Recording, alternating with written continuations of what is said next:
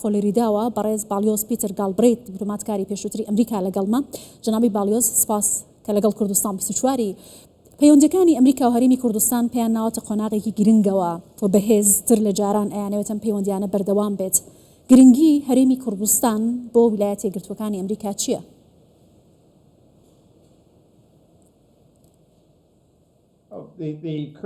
کوردستان هەرێمی کوردستان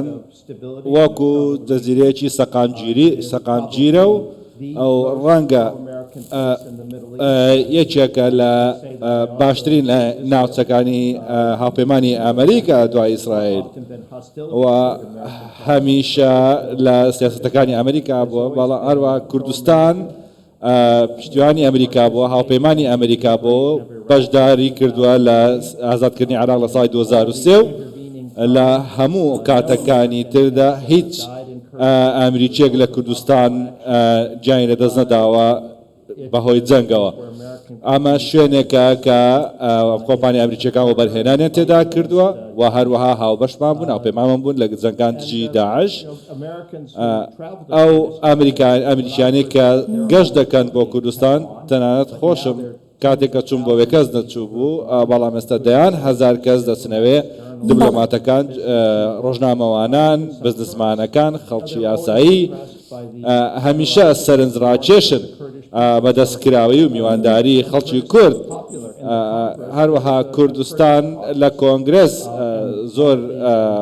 ناسراون. یەکێک لەوانە مایکل واڵتز بوو کە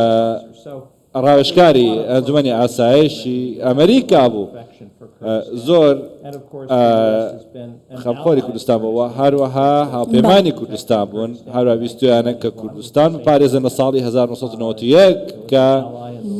و هەروەها هاوپەیمان بوون لە ڕزگارکردنی عێراقدا. دەمەوێت بێڵم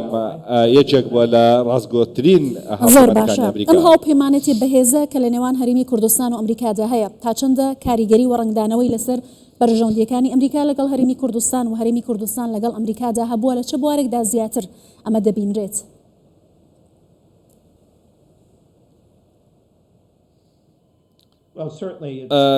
بێگومان لە سەکتەری ئاسایشدا، لە کارتی ئاسایشدا کە لە ساڵی 1991 لە هاتناوەی ئەمریکا بۆ ڕێگریکردن لە سەدام حوسێن لە کۆنتڕۆڵکردنی کوردستان، دوای ئەوەی کە شۆڕشەکە نسکۆی هێنا لە دەجنوب، هەروەها لەگەڵیدا جەنگاوە بۆ ڕزگارکردنی عێراق و هەروەها دژی داعشیش بە هەمان شێوە. ئەو کاتێک کە سوپای عێراق ڕۆخاو بەزی ئەو ئاسایشە و هەروەها ئەو دۆخەمرۆیی کە لەوێ هەیە، هەروەها لە بواری بازرگانی نەوت، هەروەها پەروەردەشدا پەیوەندی هەیە لەگەڵ زانکۆی ئەمریکی لە کوردستان هەیە، بە هەمان شێوە دوو زانکۆی ئەمریکی لە کوردستان هەیە. بێگومان یەکێکیان سەرۆکی حکوومەت کە سەرۆکی بۆردەکەیە، ئەوی تریشیان لە سلێمانیە بەڕێز بەرهەم ساڵحە کە سەرۆکی پێشووی کۆماری عێراقە. زۆر هەشتی هاوبەش هەیە لە بین هەردوو لە نێوان هەرێمی کوردستان و ئەمریکا، و پێم وایە زۆرێک لە ئەمریکیەکان دان بۆ دەدەن کە هاوپەیمانێکی زۆر باوەڕ پێکراوی. زۆر باشە. بەڕێز گالبرێت، لە کاتێکدا کە ئیدارەی نوێی ترامپ خەریکی داخستنی بەشێک لە باڵیۆزخانە و نوێنەرایەتیەکانی لە وڵاتان، بەڵام گەورەترین باڵیۆزخانەی لەسەر ئاستی جیهان لە هەرێمی کوردستان لە شاری هەولێر بڕیارەکە بکرێتەوە، بیناکەی دانرا و کارەکانی زۆربەی تەواو بووە.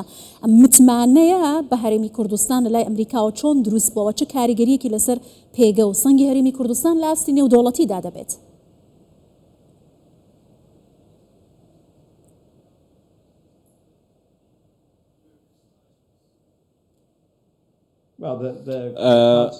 ئەو قوسڵخانەیە گەورەترین قوسڵخانەیە لە جیهاندا،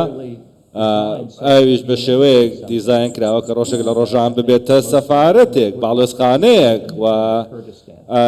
بۆی کوردستانێکی ئازاد ببینێت لە عێراق، یان کە ئێستا هەرێمی کوردستانە لە عێراق. باشە. سەرۆکی حکوومەتی هەرێمی کوردستان مەسرور بارزانی سەردانی ئەمریکا دەکات لەگەڵ کاربەدەستانی باڵای ئەمریکا لە کابینەی نوێی ئیدارەی ئەمریکا بە سەرۆکاتی ترەمپ کۆ دەبێتەوە پێتان وایە گرنگترین و بابەتانی هەرێمی کوردستان و ئەمریکا لەم کاتە هەستیارەی ئاڵۆزیەکانی ناوچەکە بەیەکەوە بەسرێتەوە چییە و چ بابەتێکی گرنگ هەیە لە نێوان هەردوولادا کە پێویستە ئەم کۆبوونەوەیان ئەنجام بدرێت.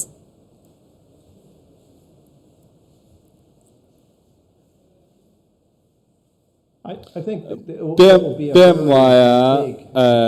ئاجندایەکی زۆر گەورەیان دەبێت لەو سەردانەیاندا هەروەها لە بواری ئاسایشدا ئیدارەی دۆناڵد ترامپ بێگومان لەبارەی پەیوەندەکانی عێراق و ئێران گفتوگۆی کردووە و هەروەها کوردستانیش وەکو هاوپەیمانێک بۆ کەمکردنەوەی کاریگەریەکانی ئێران لە عێراق و هەروەها گۆڕانکاریەکانی لە سووریا ڕویان داوە دۆناڵد ترامپ سزاکانی سەر سووریا هەڵگرتووە با بڵێن زۆرینەی هەڵگرتووە من پێم وایە یەکێک لە بابەتە هەرە گرنگەکان باسی ڕۆژئاوا و داهاتوەکەی دەبێت و هەروەها یەکێک لە کێشەکانیش بێگومان کە دێتە بەردەم ئەویش پێم وایە بەڕێز سەرۆکی حکوومەت باسی بکات ئەگەر دۆناڵد ترامپ لە شەرعی وتووە کە بەندیخانەکانی داعش بگرنە ژێر کۆنتڕۆڵ پێم وانییە ئەمە ویستی ئەمریکا و کوردستان بێ چونکە ئەو ڕژێمە پێش لەلایەن کەسێک ئۆستەکردای دەکرد کە پێشتر ئەندامی قاعیدە و داعش بووە ترس هەیە لەوەی کە تاوەکو ئێستا لایەنگری هەبێت بۆیە ئەو بەندیخانانە بخەنە ژێر دەستی ئەو ڕژێمە ڕەنگە مەهای مەترسی بێ و پێدەچێت ترامپ زۆر بیر لێ نەکرێتەوە. باشە کەواتە ئەم سەردانی سەرۆکی حکوومەت یارمەتی کوردستان بۆ ئەمریکا هاوکاتە لەگەڵ ئەو سەردانە مێژووەی کە ترامپ بۆ یەکەمی سەردانی بۆ دەرەوە لە دوای دەستبەکاربوونی لە خولی دووەمی سەرۆکایەتی ئەمریکا سەردانی ڕۆژهەڵاتی ناوەڕاستی کرد هاوکات لوتکەی عەرەبیش لە بەغدا بەڕێوە چوو کەواتە توانین بڵین هەرێمی کوردستان لە نێوم ئاڵۆزی و کێشانەدا کارکتەرێکی سەرەکیە لە ناوچەکە کاتوانێت ڕۆڵێکی باش بگێڕێت و ئەمریکا ڕووی قسەکانی و متمانەی دەکاتە هەرێمی کوردستان لەم کاتەدا.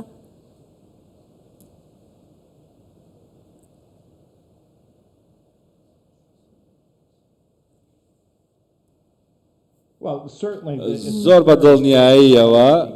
کاتێکی زۆر گونجاوە بۆ چون بە واشنگتن و چاو پێکەوتن لەگەڵ بەرپرساندا ئەویش لە هەمان کاتی سەردانی ترامپ بۆ کەندا و بۆ قەتەر و سعودیا و ئیمارات ئەم سەردانە لەبارەی وەبەرهێنانی ئەو وڵاتانە بۆ لە ئەمریکا لە بواری بازرگانی و سەربازیەوە و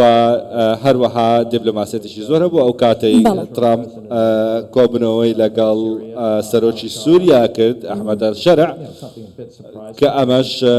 سپرایز بوو کە ترامپ کردی بەڵام ئەو سەرۆکیشی دیفاکتۆیە ئێستا بەڵام داوای لێکرد بوو کە ئەمە بکات پێمە پەیوەندیەکانی نێوان کوردستان و ئەمریکا زۆر لە بارەی کێشە ئابوووریەکان نابێت بەقەت ئەوەی کە